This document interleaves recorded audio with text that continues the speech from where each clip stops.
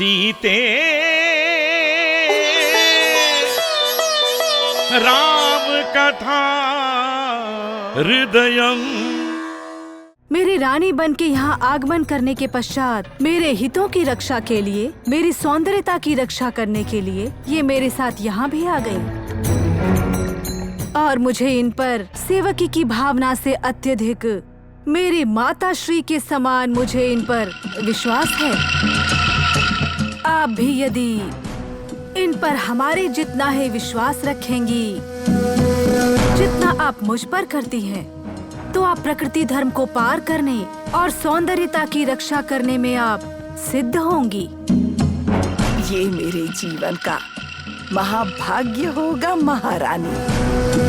ये क्यों सौंदर्यता सौंदर्यता कहकर देह सौंदर्यता के बारे में इतनी चिंता क्यों कर रही हैं? मांडवी, आप शांत क्यों हो गई हैं? किस बारे में विचार कर रही हो? सासू माँ, देह सौंदर्य को जो आयु के अनुसार बदलता है उसे कष्ट देना चाहिए क्या?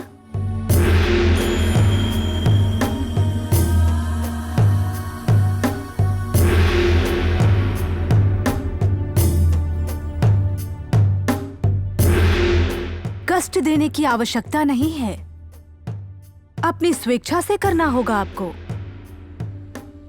एक पतिव्रता नारी यदि अपने पति का प्रेम अत्यधिक काल तक प्राप्त करने की इच्छुक हैं, तो अपनी सौंदर्यता को अधिक काल तक रक्षा करना हमारे लिए मुख्य हो जाता है। महारानी, आपकी बहू अभी छोटी है, ये सारे विषय धीरे धीरे समझ जाएगी। यदि नहीं समझी तो मैं सिखा दूंगी। बेचारी, अभी इन्हें निर्गमन करने दे, आगे कभी ये सारी बातें होंगी। सत्य कहा, वैसा ही होगा। सूक्ष्म विषयों को एक ही बार में हमारे लिए बोध करवाना साध्य नहीं है। मांडवी, आप विश्राम करने के लिए प्रस्थान कीजिए। अवश्य सासू माँ, आपको प्रणाम।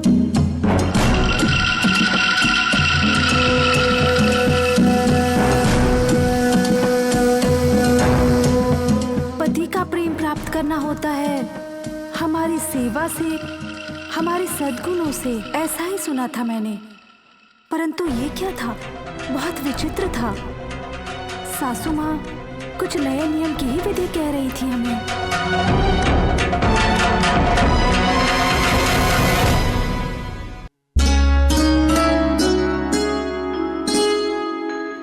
सासू माँ को प्रणाम। हमें आशीर्वाद दीजिए। मंगल हो। बैठो पुत्री। विवाह के पश्चात आप दोनों से एकांत में बात करने की मेरी इच्छा थी। अच्छा हुआ आप दोनों यहीं आ गई। सासू माँ, हम प्रतिदिन आपका आशीर्वाद प्राप्त करने, आपको नमस्कार करने आपके शयन कक्ष में अवश्य आएंगे। आपके उपदेश और अमृत को सुनकर आपके मार्गदर्शन के अनुसार ही कार्य करना, यही हमारी इच्छा है। सासू माँ के मन को जानकर उसका अनुसरण कर उसी प्रकार कार्य करना चाहिए। आपकी बातें सुनकर प्रसन्नता हुई, परंतु आप दोनों से मैं जो कुछ भी कहूँगी वो सब एक माता बनकर ही मैं आपसे कह पाऊंगी। गुरु की तरह उपन्यास प्रदान करने के बजाय, यजमानी की तरह आज्ञा देने के बजाय एक माता बनकर बात करना मुझे ज्यादा पसंद है। आप में हमारी माता को देखना, ये हमारी भी इच्छा है। मैं अपनी पुत्री को आप दोनों में देखती हूँ। मेरे पुत्रों के साथ विवाह करने के कारण आपका संतोष, उनका संतोष और मेरा संतोष और अधिक होना चाहिए। इसलिए आप दोनों को मेरे पुत्रों के मान सम्मान को समझना होगा। ऐसा एक दो दिन में हो पाना संभव नहीं है। अचानक ही विवाह हुआ है आप लोगों का। आप लोगों को एक दूसरे को समझने में कुछ दिन तो लग ही सकता है, परंतु जब तक उनके मन को ठेस नहीं पहुंचना चाहिए, यही मेरी इच्छा है।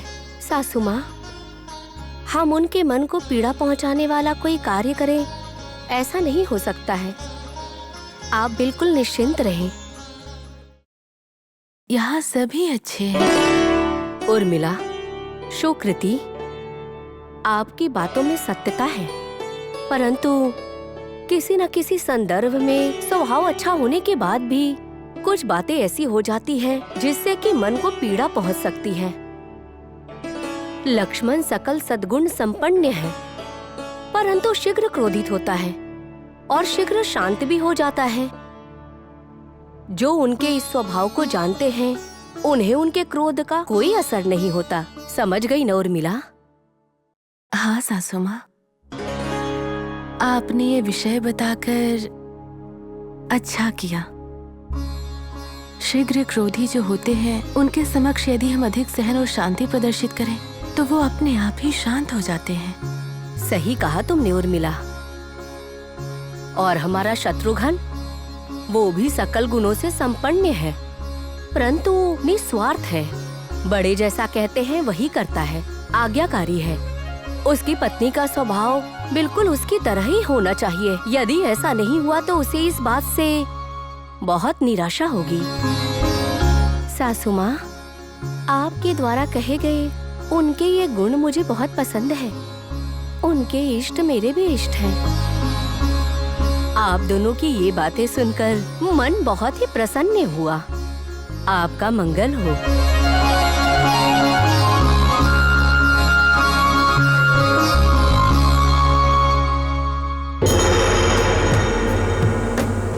विजय के संतोष से मुझे वापस लौटना चाहिए, परंतु विजय की साधना करने के पश्चात भी संतोष प्राप्त नहीं कर पा रहा हूँ। इसका कारण वो विभीषण ही है। शत्रुओं का संहार करने के साथ साथ अपनी सहोदरी के पति के बिना ज्ञात हुए हत्या की मैंने। इसका कारण है उनकी अपशकुनी बातें। सहोदरी के पति होने के पश्चात भी वो स्वयं ही युद्ध करने आ गया, तो ऐसे में उसका वध करने में मेरी कोई गलती नहीं है। समर में संबंधों का कोई संबंध नहीं रहता। रावण शत्रुओं को केवल शत्रु की दृष्टि से देखता है, ऐसी प्रतिष्ठा है मेरी। अब लंका की प्रतिष्ठा और भी अधिक हो गई है, और भी अधिक हो गई है।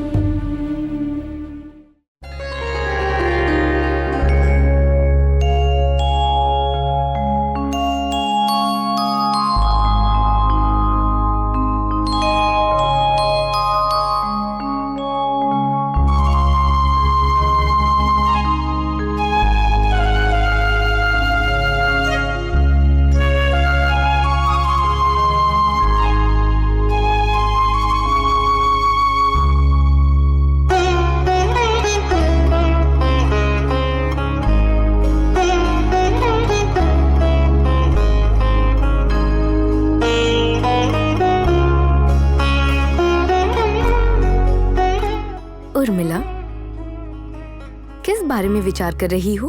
हमारे राजमहल में भी हम सब इसी प्रकार एकत्रित होकर हमारे कुल देवता की पूजा किया करते थे ना? सत्य कहा। हम साथ एकत्रित होकर प्रार्थना करते थे। राजमहल के उत्थान के लिए साथ मिलकर खेल भी खेला करते थे। केवल क्रीड़ा ही नहीं करते थे हम, समय समय पर हम सब एक साथ हमारे आगे के जीवन के विषय में विचार भी किया करते थे। हम सब इस तरह जब बातें करते थे तब हम सभी के मन में एक ही विचार उत्पन्न होता था। वो क्या है, आप बताएंगी? मैं बताती हूँ। हम सब मिथिला में जिस प्रकार एक साथ रहते थे, उसी प्रकार हमेशा रहेंगे। और यदि ऐसा नहीं हुआ तो हम सब विवाह ही नहीं करेंगे। हाँ, हम चारों को एक साथ रहना चाहिए। हमारी ये बातें सुनकर माता कहती थी हम केवल विवाह तक ही साथ रहेंगे, परंतु ऐसा नहीं हुआ। चाहे हम हो या माता हो या फिर पिताश्री हो, हम सबके विवाह के पश्चात इस तरह हम सभी एक साथ मिलकर रहेंगे, जीवन व्यतीत करेंगे, ऐसी कल्पना भी नहीं की थी ना? सत्य कहा न सीते? सत्य है, कल्पना नहीं थी, परंतु हम सब में ऐसी इच्छा तो थी। सीते राम कथा हृदयं